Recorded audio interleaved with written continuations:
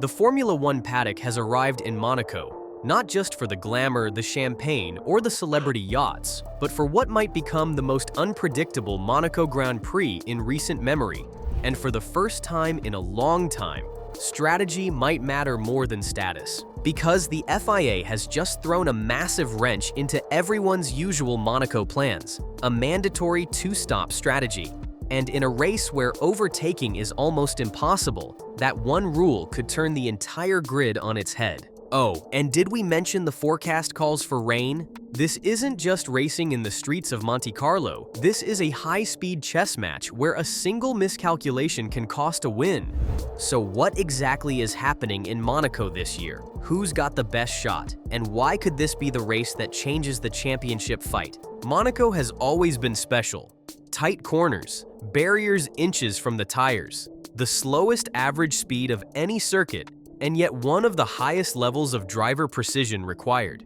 But here's the problem, it hasn't always made for good racing. Over the past decade, Monaco has become predictable, boring even. Overtaking is so rare that once the grid settles in after lap 1, it's basically set in stone.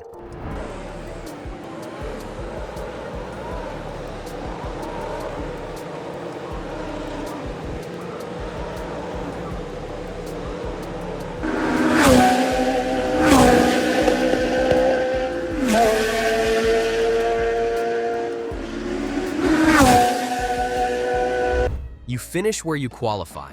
In fact, in 2023, all top 10 drivers finished exactly where they started. No position changes, not even for a moment. Just a red flag, a safety car, and a parade to the finish line. That's not racing, that's managing tires and praying for a red flag. And the FIA had seen enough. So this year, they're forcing change. Every team must now make 2 pit stops, and they must use 3 different tire compounds during the race. It's not just a strategic puzzle, it's a trap for the unprepared. If a team gambles wrong, they could face a 30-second time penalty or even disqualification. And that's not theoretical. It's written directly into the regulation update for Monaco.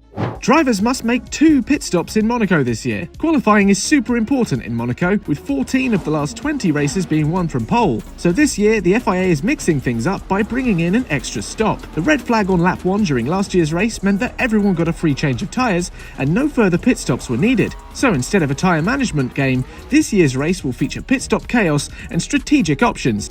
There are now multiple routes to disaster. Use only 1 tire compound?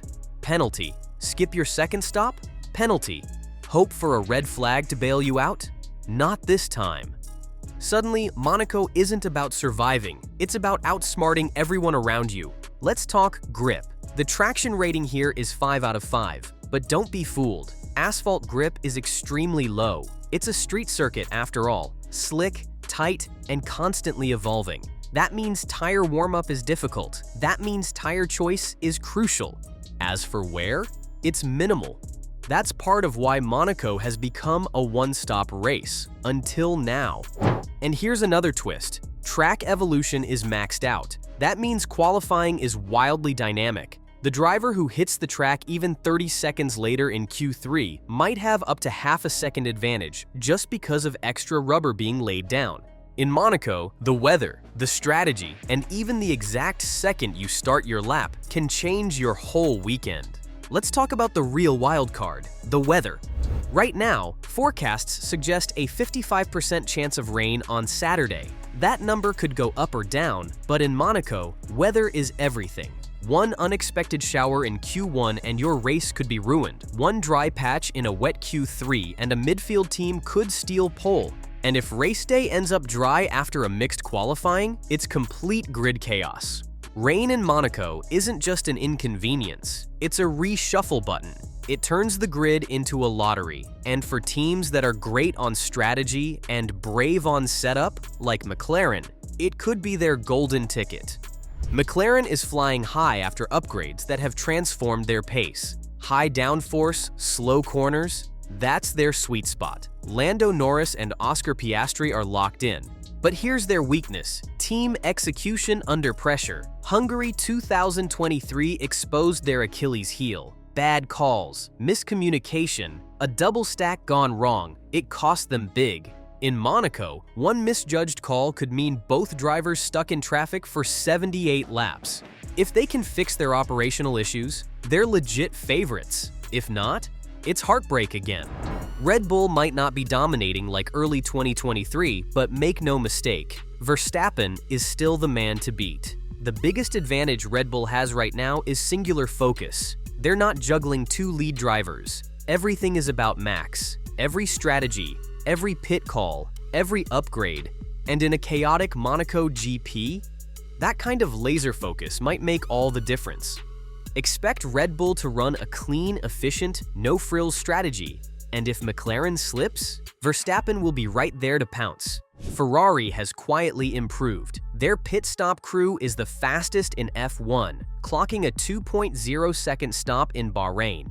In Monaco, where overtaking is a fantasy, every millisecond counts. But qualifying remains their Achilles heel. Team boss Fred Vasseur admitted they've been under-delivering on Saturdays, and that in Monaco, Saturday is the race. If they can put Leclerc or Sainz on the front row, the pit lane gives them a fighting chance. If not, strategy might not save them. Aston Martin has struggled for form lately, but Monaco has always been a bit of an equalizer. Fernando Alonso's experience and his love for chaos makes him a dark horse if the rain falls. Mercedes? A question mark. Their upgrades are coming together slowly, but Monaco is not their strongest venue. George Russell may sneak into the top 5, but a win seems unlikely unless others crumble. Let's be real. In Monaco, no one really knows. We could see a surprise pole from a midfield team. A top-tier driver knocked out in Q1 due to rain. Two teammates fighting over pit strategy while Verstappen cruises past them both. Or someone crash on lap 1, triggering a red flag and upending everything. And that's what makes Monaco special again. For the first time in years, this isn't just a photo op, it's a real fight, with high risk, uncertain weather, and zero room for error. So who's going to come out on top? Will McLaren finally turn potential into dominance? Will Verstappen continue his clinical march toward another title? Will Ferrari execute the perfect pit strategy and pull off the upset? Or will Monaco deliver something even crazier, something no one sees coming? Let us know what you think in the comments. Which team do you trust in a high-pressure, rain-drenched strategy war? And once you've made your pick, click on the next video, because we've got an in-depth breakdown of the championship picture and why the next 3 races might decide it all. Thanks for watching. This is Monaco, and this time, it actually matters.